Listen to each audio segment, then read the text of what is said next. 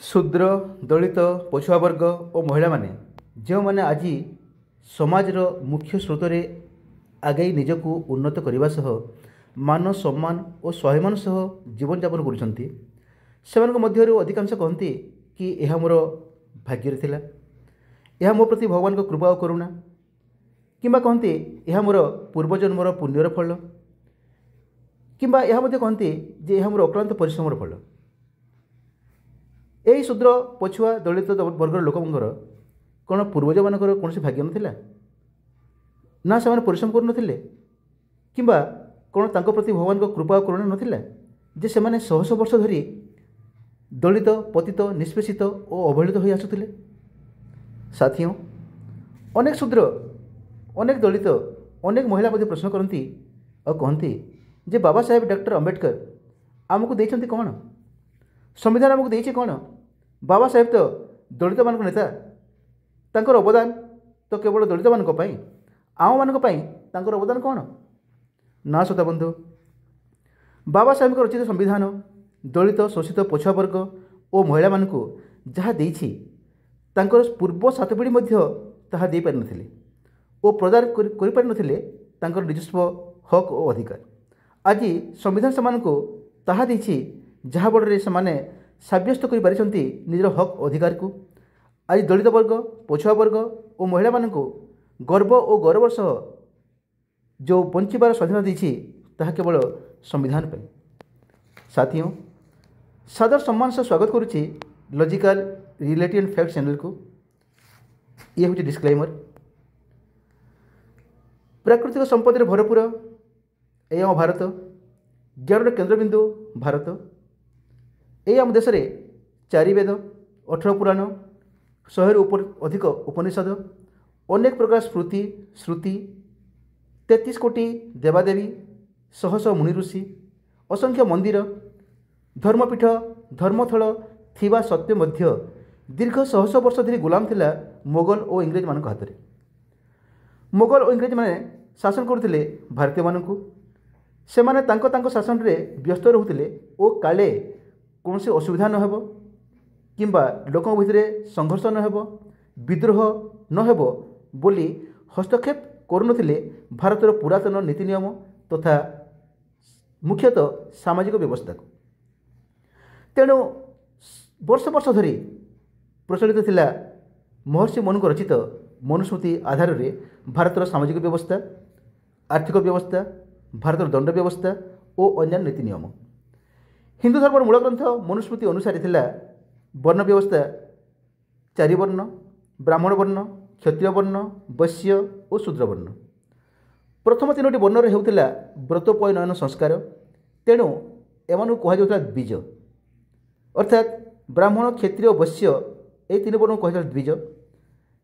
ଶେଷ ବର୍ଣ୍ଣ ଅର୍ଥାତ୍ ଶୂଦ୍ରମାନଙ୍କ ପାଇଁ ନଥିଲା କୌଣସି ପ୍ରକାର ବିଧିବିଧାନ ବା ବ୍ରତୋପନୟନ ସଂସ୍କାର। ବ୍ରାହ୍ମଣ ବର୍ଣ୍ଣର ମୁଖ୍ୟ ଧର୍ମ ଥିଲା ଶିକ୍ଷା ଅର୍ଜନ କରିବା, ବେଦ ପୁରାଣ ଲେଖିବା, ବେଦ ପୁରାଣ ପଢ଼ିବା ଓ ଅନ୍ୟ 2 ବର୍ଣ୍ଣ ଯଥା କ୍ଷତ୍ରିୟ ଓ ବୈଶ୍ୟମାନଙ୍କୁ ପଢ଼ାଇବା। କ୍ଷତ୍ରିୟ ବର୍ଣ୍ଣର କାମ ଥିଲା, କ୍ଷତ୍ରିୟ ଧର୍ମ ଥିଲା ବିଭିନ୍ନ ପ୍ରକାରର ବାହ୍ୟ ଆକ୍ରମଣରୁ ଦେଶକୁ ରକ୍ଷା କରିବା। ତେଣୁ ଏମାନଙ୍କୁ କୁହାଯାଉଥିଲା ୱାରିୟର କ୍ଲାସ୍ ବା ଯୋଦ୍ଧା ବର୍ଣ୍ଣ। ବୈଶ୍ୟମାନଙ୍କର କାମ ଥିଲା, ବୈଶ୍ୟଙ୍କର ଧର୍ମ ଥିଲା ଚାଷ କରିବା, ପଶୁପାଳନ କରିବା ଓ ଶୂଦ୍ରବର୍ଣ୍ଣ ଲୋକଙ୍କର ମୁଖ୍ୟ କାମ ଥିଲା, ମୁଖ୍ୟ କର୍ତ୍ତବ୍ୟ ଥିଲା, ମୁଖ୍ୟ ଧର୍ମ ଥିଲା ଉପରୋକ୍ତ ତ୍ରିବର୍ଣ୍ଣୀମାନଙ୍କର ଅର୍ଥାତ୍ ଦ୍ୱିଜମାନଙ୍କର ସେବା କରିବା, ସେମାନଙ୍କର ନୀତି ନିୟମ ମାନିବା, ସେମାନଙ୍କ ସମସ୍ତ ପ୍ରକାର ଅସୁବିଧା ଦୂର କରିବା, ସେମାନଙ୍କୁ ଯାହା ଦରକାର ତାହା ଯୋଗାଇ ଦେବା, ଦ୍ୱିଜମାନଙ୍କୁ ଶ୍ରମଦାନ କରିବା, ସେମାନଙ୍କର ଗୋତି ଖଟିବା, ରାସ୍ତାଘାଟ ସଫା କରିବା, ଗଛ କାଟିବା, ମାଟି ହାଣିବା, କେଶ କାଟିବା, ଜଙ୍ଗଲରୁ ଫଳମୂଳ ସଂଗ୍ରହ କରି ସେମାନଙ୍କୁ ଯୋଗାଇବା, ମାଛ, ମାଂସ, ତେଲ, ଲୁଣର ବ୍ୟବସ୍ଥା କରିବା, ଲୁଗା ସଫା କରିବା, ବିଭିନ୍ନ ପ୍ରକାର ଜିନିଷପତ୍ର ତିଆରି କରି ସେମାନଙ୍କ ଆବଶ୍ୟକତାକୁ ବା ଜରୁରତକୁ ପୂରଣ କରିବା, ଅସ୍ତ୍ରଶସ୍ତ୍ର ତଥା ବିଭିନ୍ନ ନିତ୍ୟ ବ୍ୟବହାର୍ଯ୍ୟ ସରଞ୍ଜାମ ତିଆରି କରିବା ଇତ୍ୟାଦି। ଶୂଦ୍ରମାନଙ୍କର ଜୀବନ କଟୁଥିଲା ଦ୍ୱିଜମାନଙ୍କର ଦୟା ଓ ଅନୁକମ୍ପାରୁ। ଏମାନଙ୍କର ନଥିଲା ନିଜସ୍ୱ ଇଚ୍ଛା ବା କୌଣସି ପ୍ରକାରର ହକ୍ ବା ଅଧିକାର। ଏମାନେ ହେଉଥିଲେ ଅମାନୁଷିକତାର ଶିକାର ଓ ଏମାନଙ୍କୁ ସହିବାକୁ ପଡ଼ୁଥିଲା ବିଭିନ୍ନ ପ୍ରକାରର ମାନସିକ ଓ ଶାରୀରିକ ନିର୍ଯାତନା ସହ ବ୍ୟଭିଚାର, ଅତ୍ୟାଚାର ଓ ଅକଥନୀୟ ଅନ୍ୟାୟ। ଏହି ଚାରି ବର୍ଣ୍ଣ ବ୍ୟତୀତ ବ୍ରାହ୍ମଣ, କ୍ଷତ୍ରିୟ, ବୈଶ୍ୟ ଓ ଶୂଦ୍ର ଏମାନଙ୍କ ବ୍ୟତୀତ ଆଉ ଗୋଟିଏ ବର୍ଣ୍ଣର ଲୋକ ରହୁଥିଲେ, ଯାହାକୁ କୁହାଯାଉଥିଲା ପଞ୍ଚମ ବର୍ଣ୍ଣ ବା ଅନ୍ତ୍ୟଜ ବର୍ଣ୍ଣ। ଏମାନେ ଥିଲେ ଅସ୍ପୃଶ୍ୟ, ଅଛୁତ, ଦଳିତ। ସେତେବେଳର ସମୟରେ ଏହି ଅନ୍ତ୍ୟଜ ଲୋକମାନଙ୍କର ପରିସ୍ଥିତି ଥିଲା ଅତ୍ୟନ୍ତ କରୁଣ, ଭୟାବହ, ଘୃଣ୍ୟ ଓ ନିନ୍ଦନୀୟ। ଘରୁ ବାହାରିଲେ ଏମାନେ ଅଣ୍ଟାରେ ଝାଡ଼ୁ ଓ ବେକରେ ହାଣ୍ଡି ଝୁଲାଇ ବାହାରୁଥିଲେ, ଯେମିତିକି ତାଙ୍କ ପାଦ ଚିହ୍ନ ରାସ୍ତାରେ ପଡ଼ିବ ନାହିଁ। ସେମାନେ ରାସ୍ତାରେ ଛେପ ପକାଇ ପାରିବେ ନାହିଁ ବୋଲି ସେମାନେ ବେକରେ ହାଣ୍ଡି ଝୁଲି ବୁଲୁଥିଲେ। ଆଉ ମଧ୍ୟ ସେମାନଙ୍କର ଛାଇ ଯେମିତି ଦ୍ୱିଜମାନଙ୍କ ଉପରେ ନ ପଡ଼େ ତାହା ମଧ୍ୟ ସେମାନେ ଦେଖୁଥିଲେ। ସେ ସମୟରେ ଶୂଦ୍ର ଓ ଅନ୍ତ୍ୟଜମାନଙ୍କର ଜୀବନ ଥିଲା ଦୁର୍ବିସହ, ପଶୁତୁଲ୍ୟ।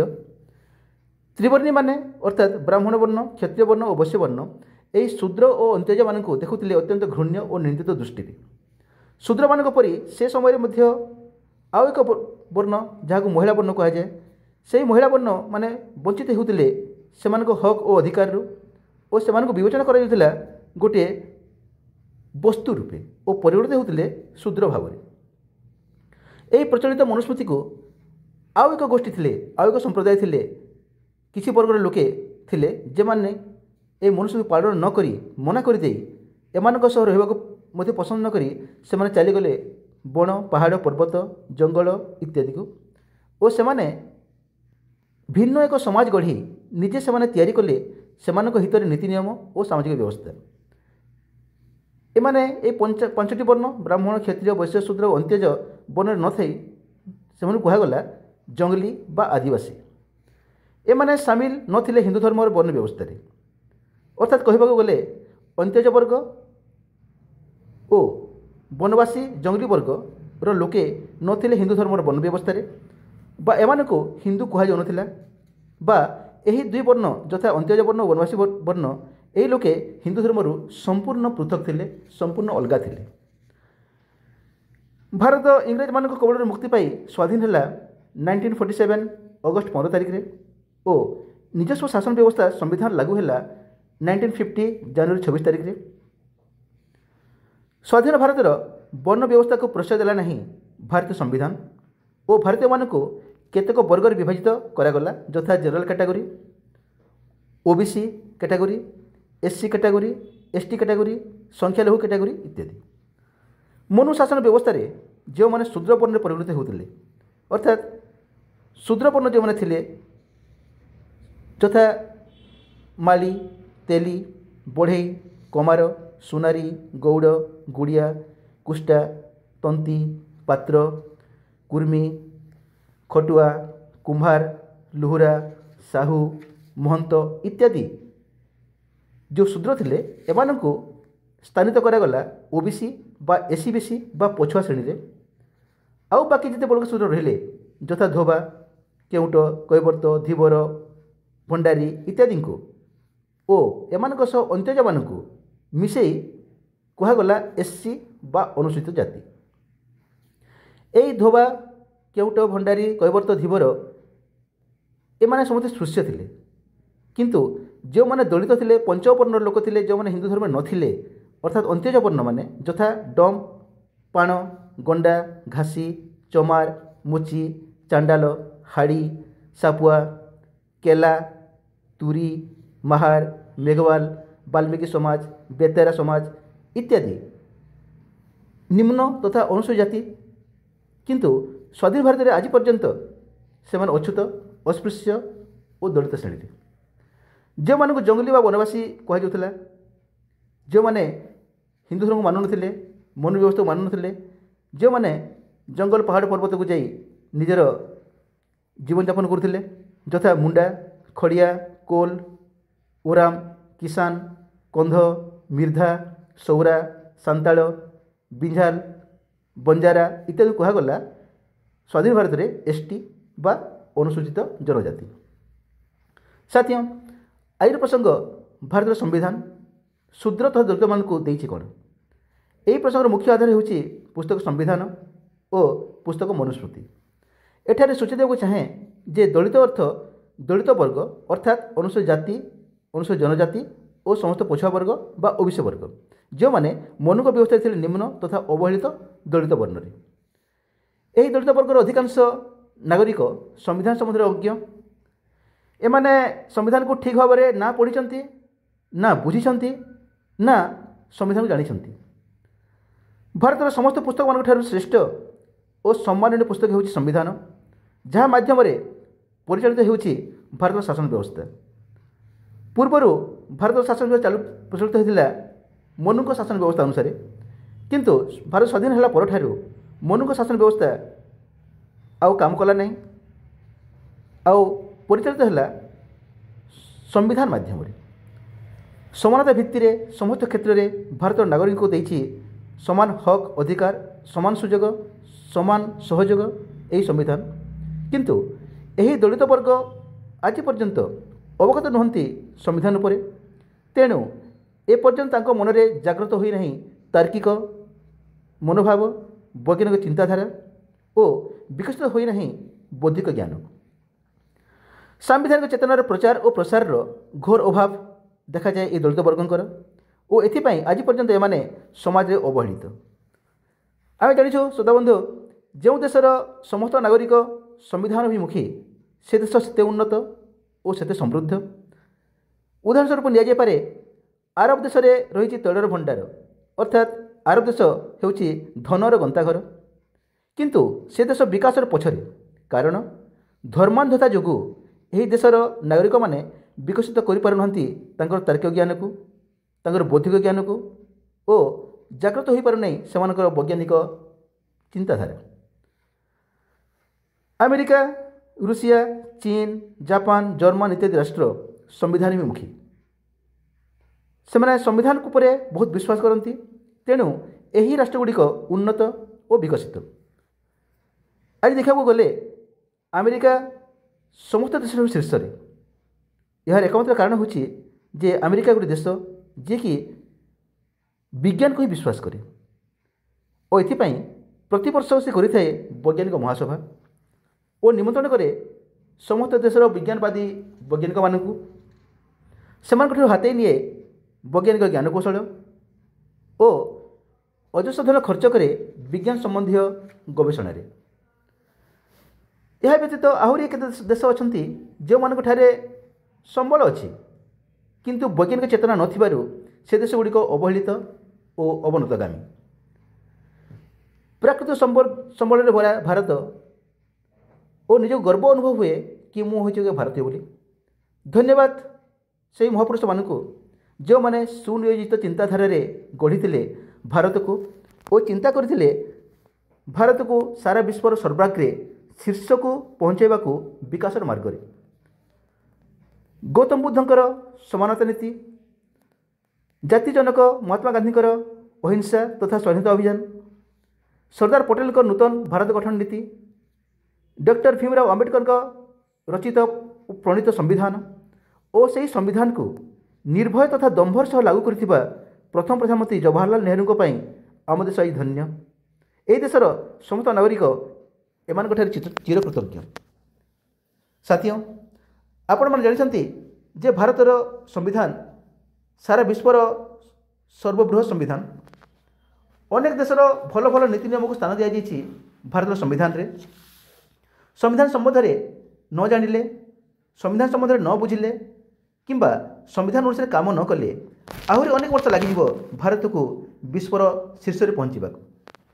ଆଉ ଏହା ମଧ୍ୟ ସତ, ଯେଉଁଦିନ ଭାରତର ଦଳିତ ବର୍ଗ ଅର୍ଥାତ୍ ଅନୁସୂଚିତ ଜାତି, ଅନୁସୂଚିତ ଜନଜାତି, ପଛୁଆ ଶ୍ରେଣୀ ଓ ମହିଳା ବର୍ଗ ସମ୍ବିଧାନକୁ ଜାଣିବେ ଓ ସମ୍ବିଧାନ ଅନୁସାରେ କାମ କରିବେ, ସେହିଦିନଠାରୁ ଭାରତ ସମୃଦ୍ଧ, ଶକ୍ତିଶାଳୀ ଓ ବିକଶିତ ରାଷ୍ଟ୍ରରେ ପହଞ୍ଚିବାକୁ ସମୟ ଲାଗିବ ନାହିଁ।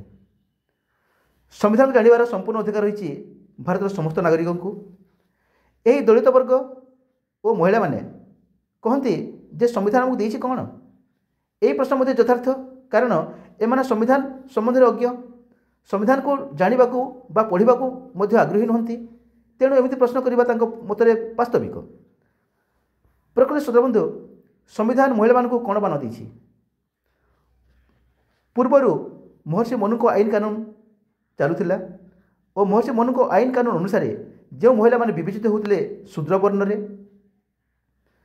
ଯେଉଁମାନେ ଅସହାୟ ଓ ନିଃସହାୟ ହୋଇ ବଞ୍ଚିତ ଥିଲେ ସେମାନଙ୍କ ସମସ୍ତ ପ୍ରକାରର ଶିକ୍ଷା, ସୁରକ୍ଷା, ହକ୍ ଓ ଅଧିକାରରୁ, ଯେଉଁମାନେ ଜୀବନ କାଟୁଥିଲେ ଘରର ଚାରିକାନ୍ଥ ମଧ୍ୟରେ, ଯେଉଁମାନେ ବିବେଚିତ ହେଉଥିଲେ ଗୋଟିଏ ପଣ୍ୟବସ୍ତୁ ପରି, ଛୋଟ ସମୟରେ ଯେଉଁମାନେ ରହୁଥିଲେ ବାପାଙ୍କ ଅଧୀନରେ, ଯୁବାବସ୍ଥାରେ ରହୁଥିଲେ ସ୍ୱାମୀଙ୍କ ଅଧୀନରେ, ବୃଦ୍ଧାବସ୍ଥାରେ ରହୁଥିଲେ ପୁଅମାନଙ୍କ ଅଧୀନରେ, ଏମାନଙ୍କୁ ଦେଖାଯାଉଥିଲା ହୀନ ଦୃଷ୍ଟିରେ। ଏମାନଙ୍କର ନିଜସ୍ୱ ବୋଲି କିଛି ନଥିଲା। ପୁରୁଷମାନଙ୍କ ଦୃଷ୍ଟିରେ ଏମାନଙ୍କ ନଥିଲା ମାନ, ସମ୍ମାନ ବା ସ୍ୱାଭିମାନ। ଆଜି ସମ୍ବିଧାନ ସେମାନଙ୍କୁ ଦେଇଛି ସ୍ୱାଧୀନତା। ଆଜି ସମ୍ବିଧାନ ବଳରେ ସେମାନେ ପାଇଛନ୍ତି ସ୍ୱାଧୀନତା।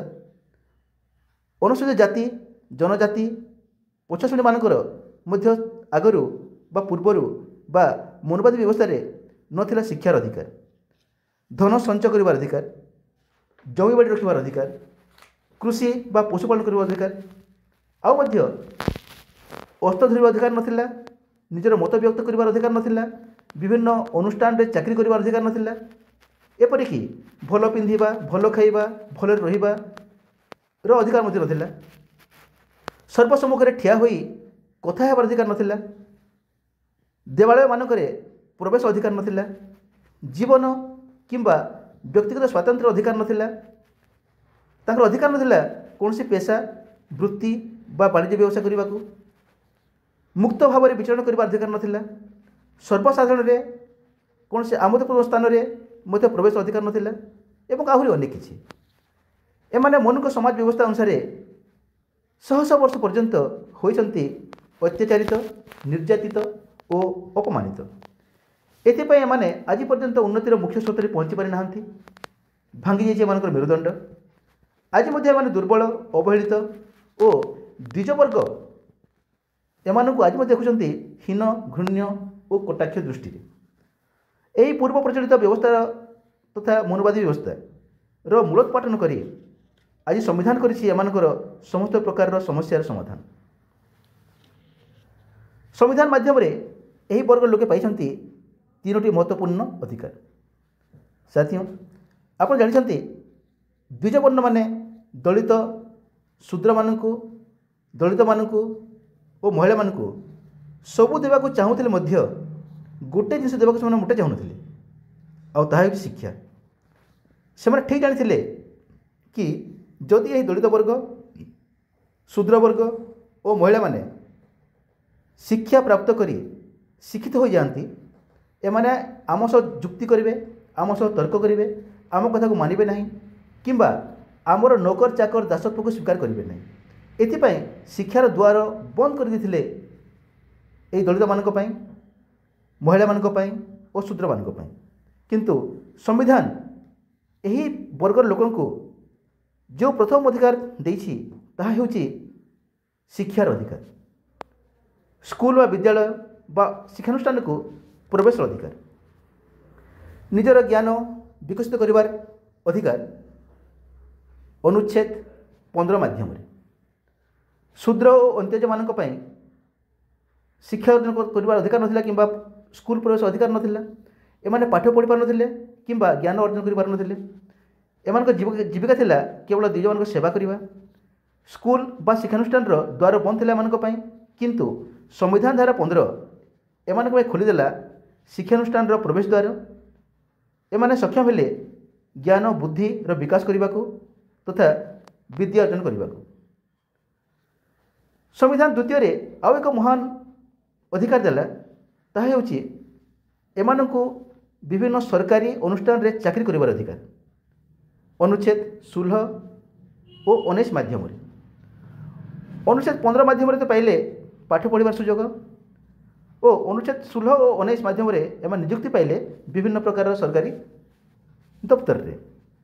ଏମାନଙ୍କୁ ପିଅନ ଠାରୁ ଆରମ୍ଭ କରି ଡାକ୍ତର, ଇଞ୍ଜିନିୟର ଓ ପ୍ରଶାସନିକ ସେବା ପର୍ଯ୍ୟନ୍ତ ପହଞ୍ଚାଇ ଦେଇଛି ସମ୍ବିଧାନର ଧାରା 16 ଓ 19। ଅନୁଚ୍ଛେଦ 16 ଅନୁସାରେ ରାଷ୍ଟ୍ରରେ ଥିବା ସମସ୍ତ ଅନୁଷ୍ଠାନ ବା କାର୍ଯ୍ୟାଳୟରେ ଭାରତର ସମସ୍ତ ନାଗରିକଙ୍କର ରହିଛି ସମାନ ଅଧିକାର ଓ SC, ST, OBC ମାନଙ୍କ ପାଇଁ ରହିଛି ସ୍ୱତନ୍ତ୍ର ପଦୋନ୍ନତିର ପ୍ରାବିଧାନ। ଅନୁଚ୍ଛେଦ 19 ଅନୁସାରେ ଭାରତର ସମସ୍ତ ନାଗରିକ ଭାରତର ଯେକୌଣସି କର୍ମ, ଯେକୌଣସି ପେଶା, ଯେକୌଣସି ବୃତ୍ତି, ବାଣିଜ୍ୟ ବା ବ୍ୟବସାୟ କରିପାରିବେ। ଏହି ଅନୁଚ୍ଛେଦରେ ଆଜି ଭାରତର ଅବହେଳିତ, ଦଳିତ, ପଛୁଆ ଓ ମହିଳାମାନେ ପାଇଲେ ସମ୍ପୂର୍ଣ୍ଣ ଅଧିକାର ସମସ୍ତ କ୍ଷେତ୍ରରେ, ସମସ୍ତ ବୃତ୍ତିରେ, ସମସ୍ତ ପେଶାରେ ନିଜକୁ ନିୟୋଜିତ କରିବାକୁ। ଆଉ ଏକ ମହାନ ମହତ୍ତ୍ୱପୂର୍ଣ୍ଣ ଅଧିକାର ସମ୍ବିଧାନ ଦେଲା ଏହି ଦଳିତ, ପଛୁଆ ମହିଳାମାନଙ୍କୁ, ଆଉ ତାହା ହେଉଛି ମନ୍ଦିର ପ୍ରବେଶ ଅଧିକାର। ଏହା ଏକ ଅତ୍ୟନ୍ତ ମହାନ ଅଧିକାର, ମହତ୍ତ୍ୱପୂର୍ଣ୍ଣ ଅଧିକାର, ଗୁରୁତ୍ୱପୂର୍ଣ୍ଣ ଅଧିକାର ଓ ସମ୍ମାନନୀୟ ଅଧିକାର, ଯାହାକୁ ପାଇବା ପାଇଁ ମହିଳାମାନେ, ଶୂଦ୍ରମାନେ ଖୋଜୁଥିଲେ, ଯାହାକୁ ପାଇବା ପାଇଁ ଦୀର୍ଘ ବର୍ଷ ଧରି ଭୋକିଲା ଥିଲେ। ଏହି ଶ୍ରେଣୀର ଲୋକେ ମନରେ ରହିଥିଲା ଅସରନ୍ତି ଉତ୍କଣ୍ଠା, ଅଭିଳାଷ, ଇଚ୍ଛା ଓ ସ୍ୱପ୍ନ। এই যে ମନ୍ଦିର ପ୍ରବେଶ ଅଧିକାର ବଳରେ ସେମାନେ ମନ୍ଦିର ପ୍ରବେଶ କରିପାରିଲେ, ଯାହା ପୂର୍ବ ସେମାନେ କରିପାରୁନଥିଲେ। ମୌନବାଦୀ ଶାସନ ବ୍ୟବସ୍ଥାରେ ମନ୍ଦିରରେ ଥିବା ଦେବାଦେବୀ, ଠାକୁର ଠାକୁରମାନଙ୍କୁ ଦର୍ଶନ କରିପାରୁନଥିଲେ। ଅସଂଖ୍ୟ ମନ୍ଦିର, ଦେବାଦେବୀ, ଠାକୁର ଠାକୁରାଣୀ ଧର୍ମାନୁଷ୍ଠାନ ବହୁ ପୂର୍ବରୁ ଥିଲା, କିନ୍ତୁ ଦଳିତ ବର୍ଗ, ପଛୁଆ ବର୍ଗ ଓ ମହିଳାମାନଙ୍କ ପାଇଁ ଏହିସବୁ ସ୍ଥାନ ଥିଲା ନିଷିଦ୍ଧ ଓ ବର୍ଜିତ। ଏହି ଲୋକମାନେ ନିଜର ଭକ୍ତି ବା ଦୁଃଖ ବା ବେଦନାକୁ ଜଣାଇ ପାରୁନଥିଲେ, କିମ୍ବା ଫୁଲ, ଦୀପ, ନଡ଼ିଆ ଧରି ନିଜର ଭକ୍ତିକୁ ସାବ୍ୟସ୍ତ କରିପାରୁନଥିଲେ, କିମ୍ବା ମନ୍ଦିରକୁ ଯାଇ ଦର୍ଶନ ଦୂରର କଥା ମନ୍ଦିର ଦ୍ୱାରକୁ ମଧ୍ୟ ମାଡ଼ି ପାରୁନଥିଲେ। ପିଢ଼ି ପରେ ପିଢ଼ି ବିତି ଯାଉଥିଲା, କିନ୍ତୁ ମନ୍ଦିର ପ୍ରବେଶ ଥିଲା ଏମାନଙ୍କ ପାଇଁ ସମ୍ପୂର୍ଣ୍ଣ ବର୍ଜିତ। ଦୀର୍ଘ ବର୍ଷର ସ୍ୱପ୍ନ, ଉତ୍କଣ୍ଠା, ଅଭିଳାଷ, ଉଦ୍ବେଗ ଓ ଆଗ୍ରହକୁ ତଥା ଶହ ଶହ ବର୍ଷର ଅପେକ୍ଷାର ଅନ୍ତ ଘଟାଇଲା ସମ୍ବିଧାନ ଧାରା 25 ଓ ଏମାନଙ୍କୁ ଅଧିକାର ଦେଲା ମନ୍ଦିର ପ୍ରବେଶ ପାଇଁ। ସମ୍ବିଧାନ ଅନୁଚ୍ଛେଦ 25 ଅନୁସାରେ ସବୁ ବର୍ଗର ତଥା ସବୁ ଶ୍ରେଣୀର ହିନ୍ଦୁମାନଙ୍କ ନିମନ୍ତେ ହିନ୍ଦୁ ଧାର୍ମିକ ଅନୁଷ୍ଠାନ ଉନ୍ମୁକ୍ତ ଅଟେ। ମନୁସ୍ମୃତି ଅନୁସାରେ ଏହି SC, ST ଓ OBC ଓ ମହିଳାମାନେ ବଞ୍ଚିତ ଥିଲେ ପ୍ରଥମେ ଶିକ୍ଷାରୁ, ତାପରେ ଚାକିରିରୁ ଏବଂ ମନ୍ଦିରରେ ପୂଜା ଅର୍ଚ୍ଚନା କରିବାକୁ। କିନ୍ତୁ ସମ୍ବିଧାନ ମନୁସ୍ମୃତି ବ୍ୟବସ୍ଥାରେ ପୂର୍ଣ୍ଣଚ୍ଛେଦ ପକାଇଲା ଓ ଭାରତର ସମସ୍ତ ନାଗରିକଙ୍କୁ ବାନ୍ଧିଦେଲା ଏକତାର ସୂତ୍ରରେ ଅନୁଚ୍ଛେଦ 15, 16, 19 ଓ 25 ମାଧ୍ୟମରେ। ଶୂଦ୍ର, ପଛୁଆ, ଦଳିତ ଓ ମହିଳାମାନେ ପାଇଲେ ସମସ୍ତ ପ୍ରକାର ହକ୍ ଓ ଅଧିକାର। ଅର୍ଥାତ୍ ମୋଟାମୋଟି କହିବାକୁ ଗଲେ ସମ୍ବିଧାନର ଏହି ତିନୋଟି ଅଧିକାର ବଳରେ ଆଜି ଶୂଦ୍ର, ମହିଳା, ପଛୁଆ ଓ ଦଳିତମାନେ ନିଜକୁ ବଢ଼ାଇଛନ୍ତି ଉନ୍ନତିର ସ୍ରୋତରେ, ଅଗ୍ରଗତିର ପଥରେ, ବିକାଶର ମାର୍ଗରେ। ଶ୍ରୋତାବନ୍ଧୁ, ଆମେ ଜାଣିଛୁ ଯେ ଅତ୍ୟାବଶ୍ୟକ କ୍ଷେତ୍ରରେ ସମ୍ବିଧାନ ସଂଶୋଧନ ହେଉଛି। ଆଜି ପର୍ଯ୍ୟନ୍ତ 175 ସମ୍ବିଧାନ ସଂଶୋଧନ ହେଲାଣି। ଯଦି ମନେ କରାଯାଉ ସମ୍ବିଧାନ ସଂଶୋଧନ ହୋଇ ଅନୁଚ୍ଛେଦ 15, 16 ଓ 19କୁ ହଟାଇ ଦିଆଗଲା, ଆଉ କେବଳ ରଖାଗଲା ଅନୁଚ୍ଛେଦ 25, ଅର୍ଥାତ୍ ଶିକ୍ଷାର ଅଧିକାର ଛାଡ଼ି ଦିଆହେଲା, ନୌକରି ଚାକିରିର ଅଧିକାର ଛାଡ଼ି ଦିଆହେଲା, ଆଉ 25 ଅନୁଚ୍ଛେଦ କେବଳ ମନ୍ଦିର ପ୍ରବେଶ ଅଧିକାର ରଖାଗଲା। ତେବେ କ'ଣ ଏହି ଅଧିକାର ବଳରେ SC, ST, OBC ଓ ମହିଳାମାନେ ଆଗକୁ ବଢ଼ିପାରିବେ? ଦେଖିବାକୁ ଗଲେ ଏହି ଅନୁଚ୍ଛେଦ 25 ମାଧ୍ୟମରେ ST, SC, OBC ମାନେ ଓ ମହିଳାମାନେ ତ ଆଧ୍ୟାତ୍ମିକ କ୍ଷେତ୍ରରେ, ଭକ୍ତି କ୍ଷେତ୍ରରେ ଆଗକୁ ବଢ଼ିବେ, ଠାକୁର ଠାକୁରାଣୀ ଦର୍ଶନ କରିପାରିବେ, ନିଜର ମନକୁ ଶାନ୍ତ କରିପାରିବେ, ମନ୍ଦିର ଦେବାଦେବୀଙ୍କୁ ନିଜର ଦୁଃଖ ଜଣାଇ ପାରିବେ। କିନ୍ତୁ ଶିକ୍ଷାର୍ଜନ କରି କୌଣସି ଚାକିରି, କୌଣସି ବୃତ୍ତି, କୌଣସି ପେଶା ବା କୌଣସି ବ୍ୟବସାୟ ବାଣିଜ୍ୟ କରିପାରିବେ କି? ସାମାଜିକ କ୍ଷେତ୍ରରେ ବିନା ଶିକ୍ଷାରେ, ବିନା ଚାକିରିରେ ଆଗକୁ ବଢ଼ିପାରିବେ କି? ଏହା ଏକ ପ୍ରଶ୍ନ। ମନେ କରାଯାଉ ଶ୍ରୋତାବନ୍ଧୁ, ଅନୁଚ୍ଛେଦ 15କୁ ହଟାଇ ଅନୁଚ୍ଛେଦ 16, 19 ଓ 25 ରଖାଗଲା। ଅର୍ଥାତ୍ ଶିକ୍ଷାର ଅଧିକାର ଛଡ଼େଇ ନିଆହେଲା, ଆଉ ଚାକିରି ପ୍ରାବିଧାନ ରଖାଗଲା, ପଦୋନ୍ନତିର ପ୍ରାବିଧାନ ରଖାଗଲା ଓ ମନ୍ଦିର ପରିସର ପ୍ରାବିଧାନ ରଖାଗଲା। ଯଦି ଏମିତି ହୁଏ, ଏହି ଶ୍ରେଣୀର ଲୋକେ ମନ୍ଦିର ପ୍ରବେଶ କରିପାରିବେ ଓ ନେଇପାରିବେ ଦେବାଦେବୀଙ୍କ ଆଶୀର୍ବାଦ, କିନ୍ତୁ ଶିକ୍ଷାରୁ ବଞ୍ଚିତ ହେବେ, ଫଳରେ ସକ୍ଷମ ହୋଇପାରିବେ ନାହିଁ କୌଣସି ଅନୁଷ୍ଠାନରେ ଚାକିରି କରିବାକୁ, ଅଯୋଗ୍ୟ ଘୋଷିତ ହେବେ ସରକାରୀ ଚାକିରିରେ ନିଯୁକ୍ତି ପାଇବାକୁ, କୌଣସି ବୃତ୍ତି ବା ପେଶା କରିପାରିବେ, କିନ୍ତୁ ଶିକ୍ଷାର ଅଭାବ ହେତୁ ଏଥିରେ ମଧ୍ୟ ସଫଳତା ପାଇବା ଦୁର୍ବିଷ ହୋଇପଡ଼ିବ। बिना शिक्षार कौन से पेशा चलैवा कष्टकर, बिना शिक्षार योग्यता हासिल करने असंभव, बिना शिक्षा बिना योग्यतार देवादेव आशीर्वाद यही वर्ग लोके निजक कौन निजक योग्य करें सरकारी चाकरी रे? यह अन्य प्रश्न। देखा गले एक सुस्थ जीवन अतिबाहित करने आध्यात्मिक पथ आध्यात्मिक मार्गर आवश्यकता रही। पूजा पाठ माध्यम मनरे शांति सह देवादेव आशीर्वाद भिक्षा कर आवश्यकता रही। पूजार्चना कर आवश्यकता रही। व्रत उपासना उपवास कर आवश्यकता रही। किंतु चाकरी करने हेउथुवा परीक्षा उत्तीर्ण नहेले कौन चाकरी मिल कौन गोटे अज्ञानी अयोग्य व्यक्ति चाकरी हासिल कर निज योग्यता? जीवन को उन्नत मान गठन करने को शिक्षा अपरिहार्य। से शिक्षा निहाती दरकार। संविधान अनुच्छेद 15 अर्थात शिक्षार्जन अधिकार हेउछि एकमात्र विकल्प और एकमात्र अस्त्र जहाँ प्रयोग करी शूद्र दलित पछुआ और महिला समाज निजक शक्त समृद्ध करी आगे पारे प्रगति उन्नति और अग्रगतिर पथरे।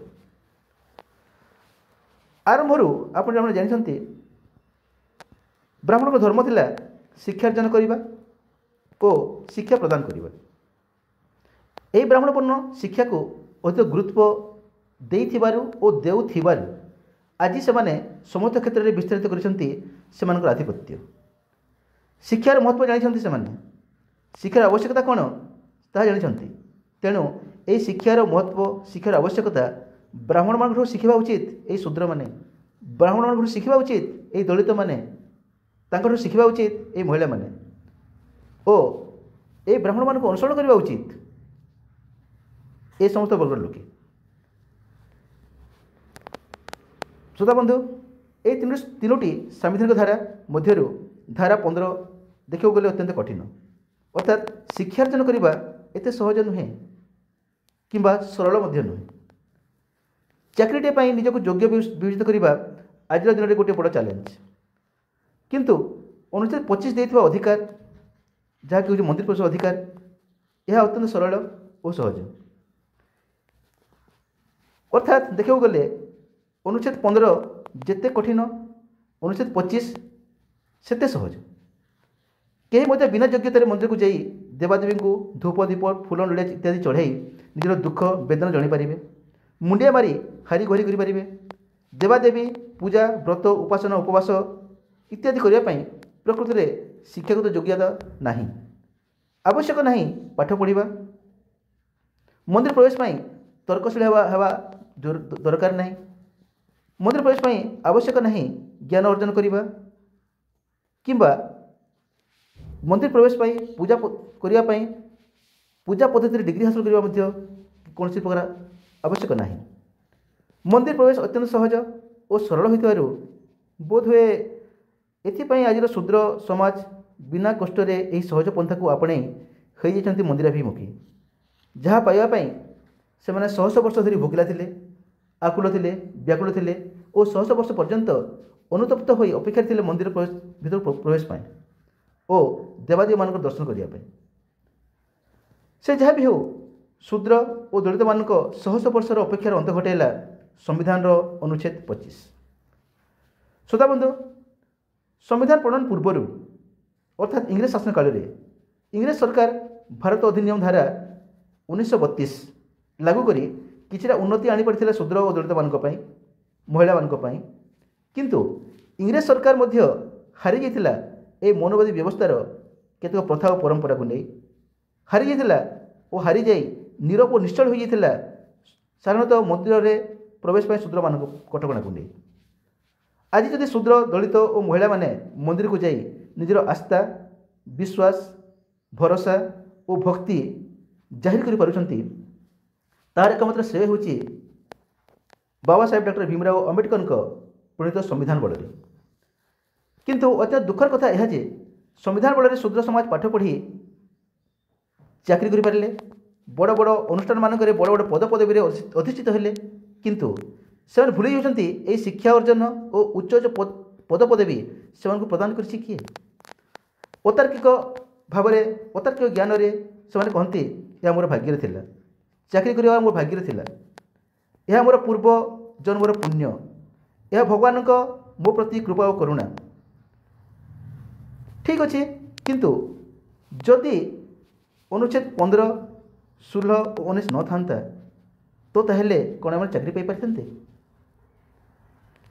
ଦେଖିବାକୁ ଗଲେ ମଣିଷ ଜୀବନ ପାଇଁ ଆଧ୍ୟାତ୍ମିକତା ତ ନିହାତି ଜରୁରୀ। ଯେଉଁଥିରେ ତାଙ୍କୁ ଶାନ୍ତି ମିଳୁଛି ତାହା କରିବା ନିହାତି ଦରକାର। ଧାର୍ମିକ ହେବା ନିଶ୍ଚିତ ଭାବରେ ଆବଶ୍ୟକ। ଯେଉଁ ଧର୍ମ ଉପରେ ଆସ୍ଥା, ବିଶ୍ୱାସ ଓ ଭରସା ରହିଛି ସେ ଧର୍ମ ପ୍ରତି ନିଜକୁ ସମର୍ପଣ କରିବା ଜରୁରୀ। ଏହା ତ ସମ୍ବିଧାନ ଅନୁଚ୍ଛେଦ 25 ମଧ୍ୟ ଆମକୁ ଦେଇଛି। କିନ୍ତୁ ଶ୍ରୋତା ବନ୍ଧୁ, ଧର୍ମ ନାମରେ ଅଧର୍ମକୁ ପ୍ରଶ୍ରୟ ଦେବା ବା ଧର୍ମ ନାମରେ ଅଧର୍ମକୁ ଆଶ୍ରୟ ଦେବା ଏହା ଏକ ଅଜ୍ଞାନତା। ଧର୍ମ ଆଚରଣ କରିବା, ଧର୍ମକୁ ବିଶ୍ୱାସ କରିବା, ଧର୍ମକୁ ଆପଣେଇବା, ବ୍ରତ ଉପାସନା ଉପବାସ କରିବା ଅତ୍ୟନ୍ତ ମହତ୍ତ୍ୱପୂର୍ଣ୍ଣ ଗୋଟେ ସୁସ୍ଥ ଜୀବନ ପାଇଁ। କିନ୍ତୁ ଧର୍ମ ନାମରେ ଅମାନବିକତା, ଧର୍ମ ନାମରେ ଅନୈତିକତା, ଧର୍ମ ନାମରେ ଅତାର୍କିକତାକୁ ପ୍ରଶ୍ରୟ ଦେବା ହେଉଛି ଅଧର୍ମ। ଏହା ସତ୍ୟ ଯେ ସର୍ବଦା ଅଧର୍ମ ଧର୍ମର ଛାୟାରେ ହିଁ ଲୁଚି ରହିଥାଏ।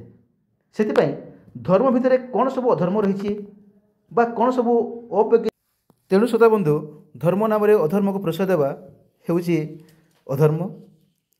ଶ୍ରୋତା ବନ୍ଧୁ, ଅନେକ ମହାପୁରୁଷ ଅଛନ୍ତି ଯେଉଁମାନଙ୍କୁ ତାଙ୍କ ଜୀବିତ ଅବସ୍ଥାରେ ଲୋକମାନେ ତାଙ୍କୁ ବୁଝିପାରନ୍ତି, ଜାଣିପାରନ୍ତି ଓ ତାଙ୍କ ନୀତିବାଣୀକୁ ସ୍ୱୀକାର ମଧ୍ୟ କରନ୍ତି। ଆଉ ଅନେକ ମହାପୁରୁଷ ଅଛନ୍ତି ଯେଉଁମାନଙ୍କୁ ତାଙ୍କ ଜୀବିତ ଅବସ୍ଥାରେ ତାଙ୍କ ଲୋକେ ବୁଝିପାରନ୍ତି ନାହିଁ କିମ୍ବା ତାଙ୍କ ଉପଦେଶ ପାଳନ କରନ୍ତି ନାହିଁ। ଏହାର କାରଣ ହେଉଛି ମହାପୁରୁଷମାନଙ୍କ ନୀତିବାଣୀ ଦୂରଦୃଷ୍ଟିରେ ଭରା। ସେହି ଦୂରଦୃଷ୍ଟିକୁ ସେତେବେଳେ ଲୋକମାନେ ଦେଖିପାରନ୍ତି ନାହିଁ କିମ୍ବା ବୁଝି ନପାରି ତାଙ୍କୁ ହତାଦର କରନ୍ତି। 50 ବର୍ଷ 100 ବର୍ଷ ପରେ ଏହି ଲୋକମାନେ ଯେତେବେଳେ ଏହି ଦୃଷ୍ଟି ପାଆନ୍ତି ସେତେବେଳେ ସେମାନେ ମନେ ପକାନ୍ତି ସେହି ମହାପୁରୁଷମାନଙ୍କୁ। ଠିକ୍ ସେହିପରି ବାବା ସାହେବଙ୍କ ଜୀବନ କାଳରେ ଶୂଦ୍ର, ଦଳିତ ମହିଳାମାନେ ଥିଲେ ଅଶିକ୍ଷିତ, ଅତାର୍କିକ। ତେଣୁ ବାବା ସାହେବଙ୍କୁ ମନେ ପକାଉନଥିଲେ ଏହି ସମାଜ। ଆଜି 100 ବର୍ଷ ପରେ ଏହି ସମାଜ କିଛି କିଛି ଜାଣିବାକୁ ପାଇଛି ତାଙ୍କ ଅବଦାନ କ'ଣ ଶୂଦ୍ର ତଥା ଦଳିତମାନଙ୍କ ପାଇଁ। ବାବା ସାହେବ କହୁଥିଲେ, ଯଦି ତୁମକୁ କୌଣସି ଅସୁବିଧା ହେଉଛି ତେବେ ତୁମେ ତା'ର ସମ୍ମୁଖୀନ ହୁଅ, କିନ୍ତୁ ଲାଠି କିମ୍ବା ବନ୍ଧୁକରେ ନୁହେଁ। ଅସୁବିଧାର ସମ୍ମୁଖୀନ ହୁଅ ଶିକ୍ଷା ଓ କଳମ ରୂପକ ଅସ୍ତ୍ରରେ। ତୁମର ସମାଧାନ ବାଟ ଫିଟିଯିବ। ସାଥିଓ, ଏହି ପ୍ରସଙ୍ଗ ଶେଷ କରିବା ପୂର୍ବରୁ ମୁଁ ଏତିକି କହିବାକୁ ଚାହେଁ ଯେ ଅନେକ ପ୍ରକାରର ପୁସ୍ତକ ଓ ଫଟୋ ତ ସମସ୍ତଙ୍କ ଘରେ ମିଳିବ, କିନ୍ତୁ ଆଜି ସମସ୍ତ ଶୂଦ୍ର, ଦଳିତ ମହିଳା ମାନେ କିଛି ନହେଲେ ମଧ୍ୟ ଜାତିର ଜନକ ବାପୁଜୀ, ଭାରତ ଗଠନ କରିଥିବା ସର୍ଦ୍ଦାର ବଲ୍ଲଭଭାଇ ପଟେଲ, ସମ୍ବିଧାନକୁ ରଚନା କରିଥିବା ବାବା ସାହେବ ଓ ସମ୍ବିଧାନକୁ ନିର୍ଭୟରେ ଦାମ୍ଭିକତାର ସହ ଲାଗୁ କରିଥିବା ପ୍ରଧାନମନ୍ତ୍ରୀ ଜବାହରଲାଲ ନେହେରୁଙ୍କ ଫଟୋ ଓ ସମ୍ମାନାସ୍ପଦ ପୁସ୍ତକ ସମ୍ବିଧାନ ଘରେ ରହିବା ନିହାତି ଆବଶ୍ୟକ। କେବଳ ମାତ୍ର ଭବିଷ୍ୟତ ବଂଶଧରଙ୍କ ପ୍ରେରଣା ପାଇଁ, ଭବିଷ୍ୟତ ବଂଶଧରଙ୍କୁ ପାରଦର୍ଶୀ କରିବା ପାଇଁ, ବଂଶଧରଙ୍କୁ ତର୍କ କ୍ଷେତ୍ରରେ, ବୈଜ୍ଞାନିକତା କ୍ଷେତ୍ରରେ, ନୈତିକତା କ୍ଷେତ୍ରରେ ଦଣ୍ଡାୟମାନ କରିବା ପାଇଁ, ଏକ ବିକଶିତ ରାଷ୍ଟ୍ର ଗଠନ କରିବା ପାଇଁ। ଶ୍ରୋତା ବନ୍ଧୁ, ଯଦି ଏ ପ୍ରସଙ୍ଗଟି ଭଲ ଲାଗିଲା ତେବେ ଲାଇକ୍ କରିବେ, ସେୟାର କରିବେ ଓ ଲଜିକାଲ ରିଆଲିଟି ଆଣ୍ଡ ଫ୍ୟାକ୍ଟସ୍ ଚ୍ୟାନେଲକୁ ସବସ୍କ୍ରାଇବ୍ କରିବାକୁ ଭୁଲିବେ ନାହିଁ।